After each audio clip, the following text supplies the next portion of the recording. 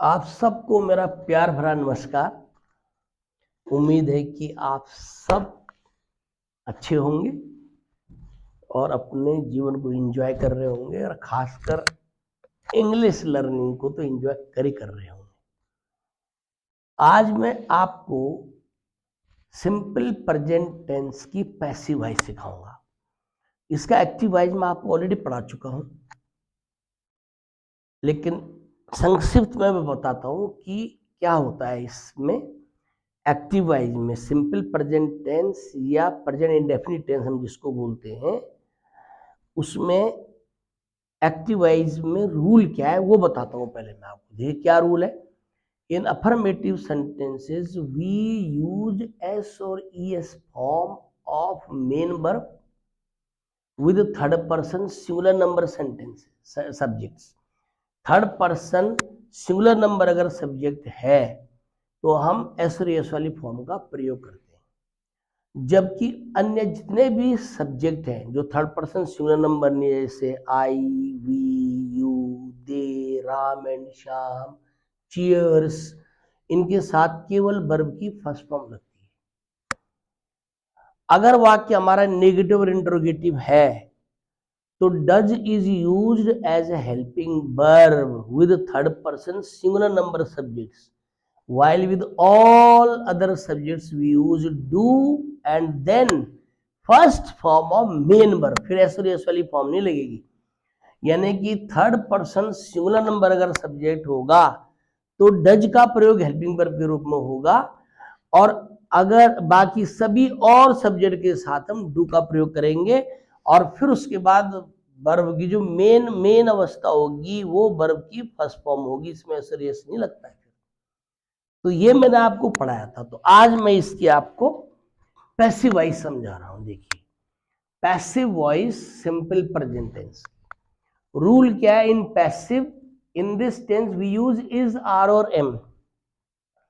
Is, are और am का प्रयोग तो होगा ही होगा as form of verb be, और उसके बाद वर्ब की third form of main verb.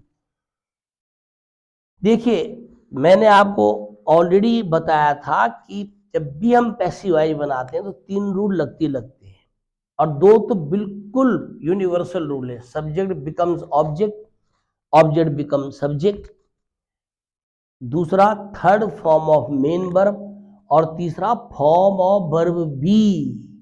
तो इस टेंस में फॉर्म ऑफ वर्ब बी के लिए इज, आर और एम का प्रयोग होगा। अगर सिंगुलर होगा तो इज आएगा, प्लुरल होगा तो आर होगा, अगर आई होगा तो एम आएगा, और उसके बाद वर्ब की थर्ड फॉर्म लगेगी, और subject becomes object, object become subject. ये ध्यान रखना है। फिर उसने कहा कि note in passive voice do और does is not use. Do और डज का प्रयोग पैसिव वॉइस में नहीं होगा, इस बात का आपको ध्यान रखना। वो केवल एक्टिव वॉइस में हो सकता है। जहां पैसिव वॉइस होगा वहां इज, आर, एम का प्रयोग होगा, उसके बाद वर्ब की थर्ड फॉर्म लग जाएगी और subject become object, object become subject. ये देखो इसकी पैसिव वॉइस होगी। अब देखिए सी प्लेज फुटबॉल, वह फुटबॉल खेलती है। सी क्या है? सब्जेक्ट। प्लेज क्या है? Verb.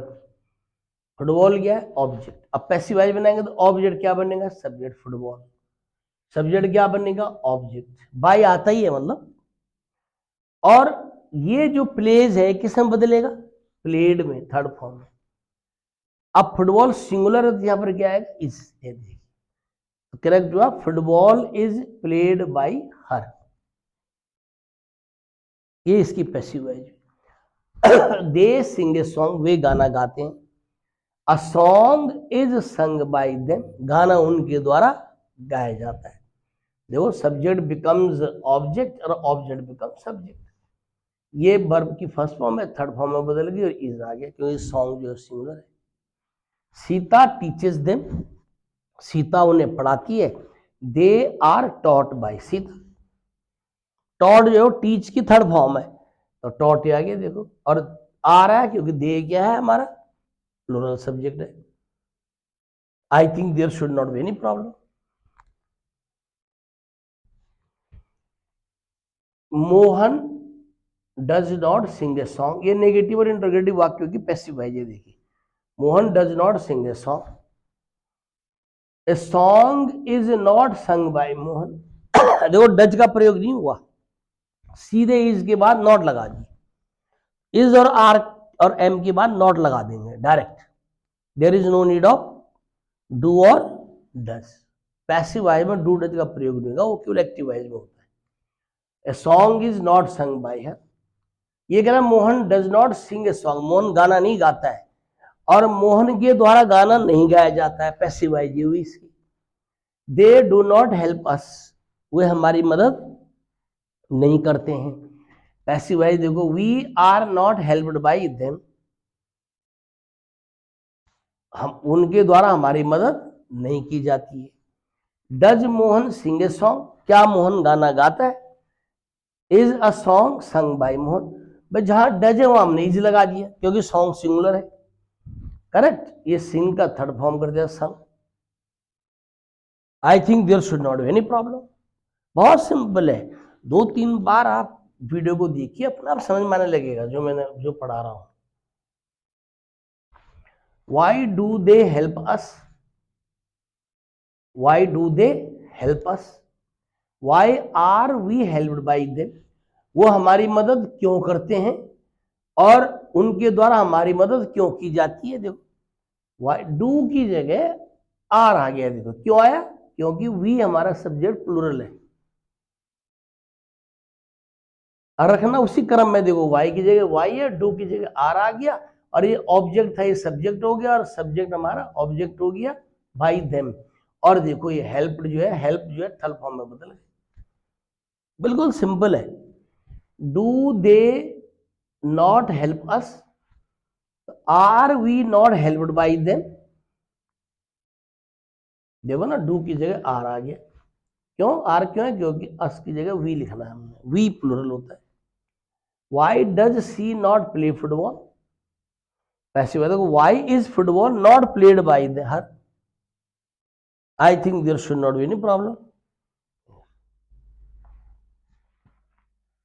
Doesn't she play football, ये सब पैसिव वॉइस चल रहा है। अब ये डजंट क्या, कॉन्ट्रैक्टेड फॉर्म है ये, डज और नॉट एक साल लिखा हमने, doesn't she play football, passive isn't football played by her, ये डजंट की जगह इजंट क्यों हुआ, क्योंकि फुटबॉल जो है सिंगुलर है तो इसलिए इज आएगा, इज प्लस नॉट का isn't, isn't football played by her. Why don't they help us, why aren't we helped by them, I think there should not be any problem. इसका एक simple और shortcut ये मान के चलिए कि in passive voice we use is, are और am plus third form of verb, और subject becomes object, object becomes subject, correct. And क्या कहा था मैंने कि डू और डज का प्रयोग पैसिव वॉइस में नहीं किया जाता है। तो ये था हमारा सिंपल प्रेजेंट टेंस की पैसिव वॉइस।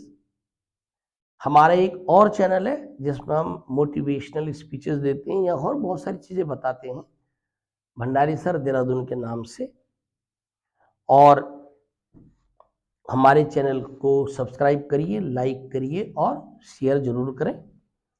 इसके अलावा हमारा एक स्कूल है दून वुड्स ग्लोबल स्कूल के नाम से, प्रेमनगर देहरादून में। अगर किसी के बच्चे या कोई चाहता हो कि उनके बच्चे का एडमिशन हमारे स्कूल में होना चाहिए, you are most welcome to visit our school. मैं 11 बजे से लेके 2 बजे तक यहाँ मिलता हूँ, आप आइए और अपने बच्चे के स्वर्णिम भविष्य के लिए हमारे स्कूल में उसको जरूर पढ़ाएंगे। Thank you so much.